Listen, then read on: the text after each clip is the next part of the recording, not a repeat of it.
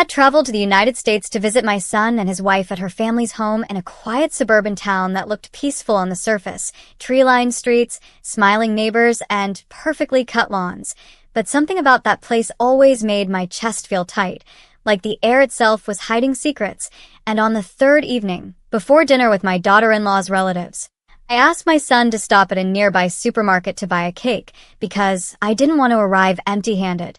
And while he stayed in the car answering a call from his wife, I went inside alone, choosing a simple chocolate cake from the display, trying to calm my nerves, when suddenly the cashier, a man in his early 30s with tired eyes and trembling hands, froze the moment he saw me, his face draining of color as if he'd seen a ghost. And when I handed him the cake, instead of ringing it up, he grabbed my wrist with a grip so tight it sent a shock through my body and leaned forward, whispering so quietly I could barely hear, "You're not safe here. Your daughter-in-law's family is lying to you. Go out the back door and watch what happens in 5 minutes." And before I could react, he released my hand, rang up the cake like nothing happened, and nodded slightly toward a door marked "Employees Only." My heart pounding so loudly I was sure everyone could hear it, but something in his eyes, pure fear mixed with urgency, told me this was not a joke. So I paid, left the cake on the counter, and slowly pushed open the back door, stepping into a narrow alley behind the supermarket where I hid behind stacked crates, my breath shallow, my hands shaking, wondering if I had just lost my mind. And exactly 5 minutes later, I saw my son's car pull into the side lot, but instead of him, my daughter-in-law's brother stepped out, talking aggressively on his phone, pacing back and forth, saying words that made my blood run cold.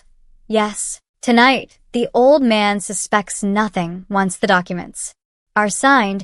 He's useless, no witnesses. And I felt the ground tilt beneath me as realization crashed down, memories suddenly snapping into place.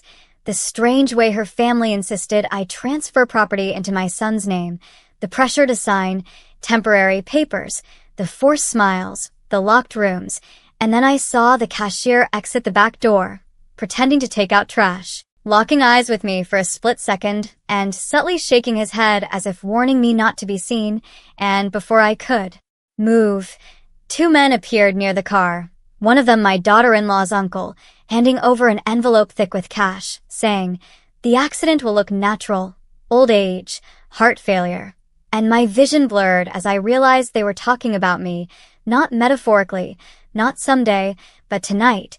And in that moment, fear turned into clarity, because I finally understood why the cashier had risked everything to warn me. His sister had married into the same family and died under mysterious circumstances a year ago, ruled an accident, silenced by money and influence. And as I slipped away from the alley, my mind racing, I knew I had 2 choices: confront them and likely disappear, or play the role they expected while secretly protecting myself. So I returned through the front door calmly, picked up the cake as if nothing happened, thanked the cashier with a look that said I understood, and got into the car with my son, smiling the entire drive, laughing, acting like a harmless old father. But that night, while everyone slept, I photographed every document, recorded every conversation, enabled location sharing, and contacted a lawyer and a journalist friend I once helped years ago, planting seeds carefully, patiently, because predators only relax when they believe the prey is weak.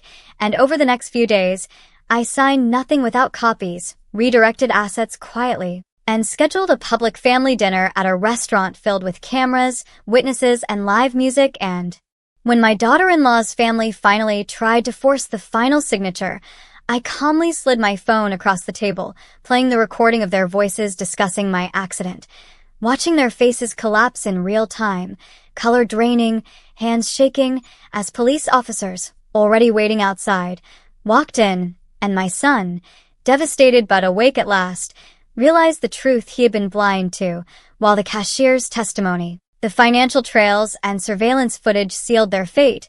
And as I walked out into the sunlight, free, alive, and finally safe, I understood one chilling truth that still echoes in my mind today. Sometimes the most dangerous families don't carry weapons. They carry smiles, paperwork, and patience. And sometimes survival depends on listening when a stranger risks everything to whisper the truth.